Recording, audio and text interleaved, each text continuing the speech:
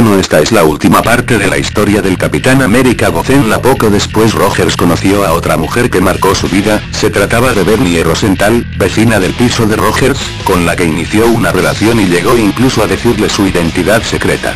En esa época, el Capitán América seguía como miembro de los Vengadores, y aunque viejos enemigos habían desaparecido, Barón Zemo I, el aborrecedor, otros habían continuado o emergido como amenazas, Batroc Leaper, Barón Zemo II, Arnim Zola, pero el Capitán América los seguía combatiendo, bien en solitario, o junto a su nuevo compañero, el Nómada II, un joven llamado Jack Monroe. Precisamente fue Nómada, drogado por Red Skull, quien envenenó la sangre del Capitán América para que envejeciera más rápidamente. Esto llevó al Capitán América a una lucha con Red Skull que también envejecía con rapidez. Finalmente fue el Red Skull quien cayó derrotado y aunque le rogó al Capitán América que le matara, Rogers, contrario a cualquier muerte, no lo hizo. Pese a todo, Red Skull murió finalmente al fallarle el corazón. En realidad solo murió su cuerpo, ya que su mente fue transferida por Arnim Zola a un clon del cuerpo de Rogers. Tiempo después, el Capitán América tuvo su primera batalla contra el antipatriota, al que derrotó en una primera ocasión, pero en una segunda ocasión, tras el secuestro de un avión, el Capitán América hubo de matar a uno de los hombres de antipatriota, que amenazaba con matar a los rehenes. El hecho de quitar la vida a un hombre, provocó en Rogers graves remordimientos. El Capitán América abandonó su identidad de Steve Rogers, y estuvo una temporada viajando por América. Se enfrentó entonces a un nuevo grupo de villanos, la Sociedad Serpiente. Uno de los miembros de dicho grupo, Rachel Layton, alias Iguana, se convertiría en compañera del Capitán América, tanto en sus misiones como sentimental. Por entonces, una comisión gubernamental descubrió la identidad de Rogers como Capitán América y le obligó a tomar la decisión más difícil de su vida. O trabajaba para los intereses del gobierno norteamericano a manera de empleado o abandonaba la identidad de Capitán América puesto que era propiedad del mismo gobierno. Después de mucho pensarlo, y viendo que no sería capaz de servir a un gobierno cuyos ideales no comulgaba, Rogers abandonó oficialmente su identidad de Capitán América, para pasar a ser el Capitán.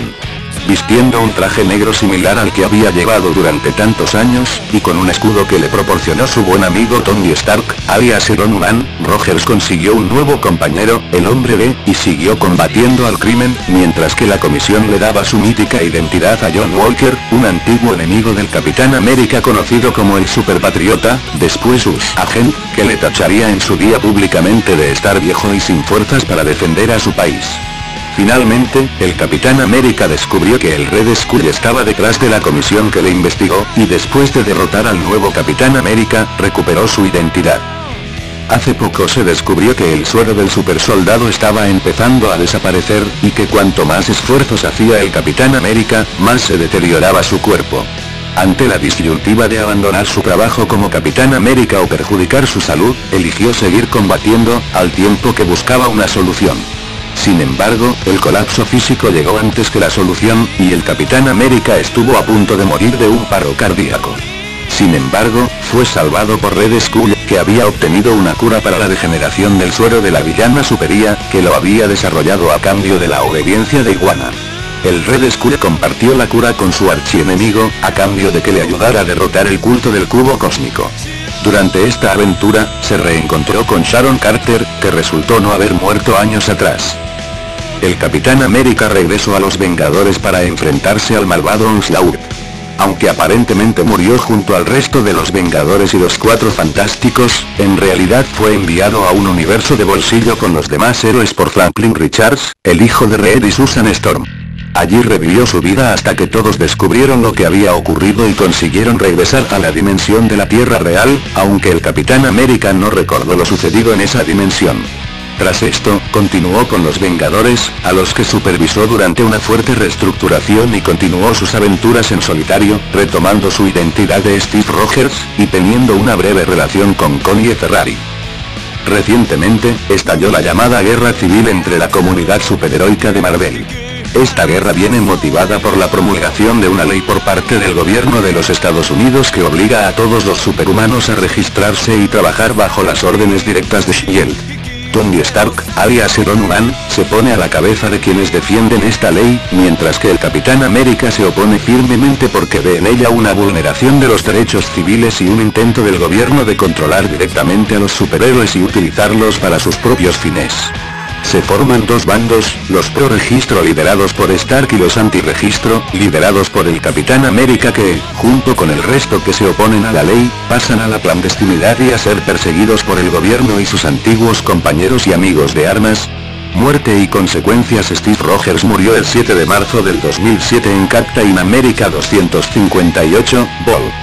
5. Fue anunciado en una nota de prensa en la web oficial de Marvel, donde se había anunciado previamente el asesinato de un superhéroe. Su muerte se produjo tras el final de la serie limitada Civil War, que finaliza con el Capitán América detenido por la policía por no querer someterse a su inscripción en la ley de registro de superhumanos adoptada por el gobierno de los Estados Unidos.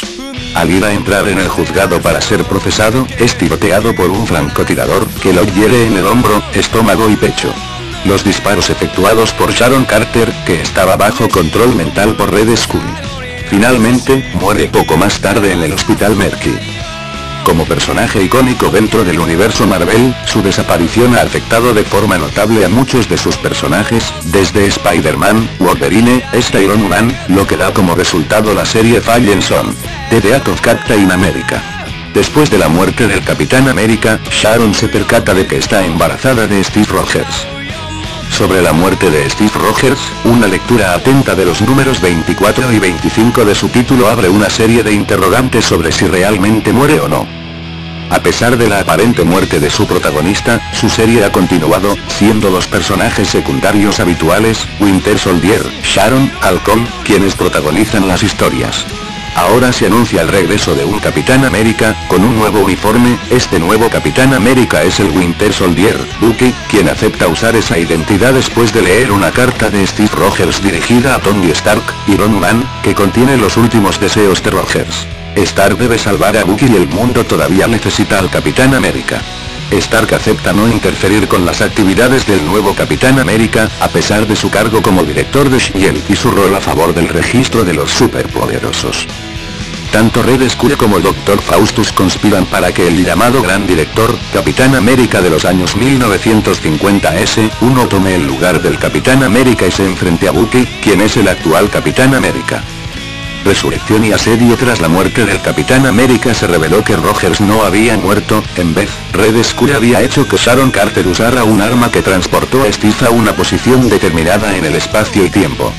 Desde entonces, el Capitán América estuvo viajando por el tiempo y el espacio. Red Skull trae a Rogers al presente y toma control de su cuerpo y mente. Pero, Steve toma el control de vuelta y con ayuda de sus aliados vence a Red Skull. Luego del regreso de Rogers, él mismo le entrega su escudo a Bucky y le pide que él continúe como el Capitán América. Más tarde, el presidente de los Estados Unidos perdona a Rogers, tras el ascenso de Norman Osborn como el nuevo director de S.H.I.E.L.D. ahora llamada Hammer. Este ataca a Asgard en un asedio en el que Rogers vuelve como el Capitán América acompañado por los Vengadores. Tras derrotar a Osborn, Steve es puesto por el presidente estadounidense como el cabeza de la seguridad nacional, al mismo momento que el acta de registro superhumano se anula. Steve Rogers forma tres equipos de Vengadores, los Nuevos Vengadores y los Vengadores Secretos, del cual trabaja activo en el último. También Rogers se une al grupo secreto de Iron Man llamado los Illuminati para proteger las gemas del infinito de Marvel. Lamentablemente tampoco esta historia ha acabado hasta la SIG historia.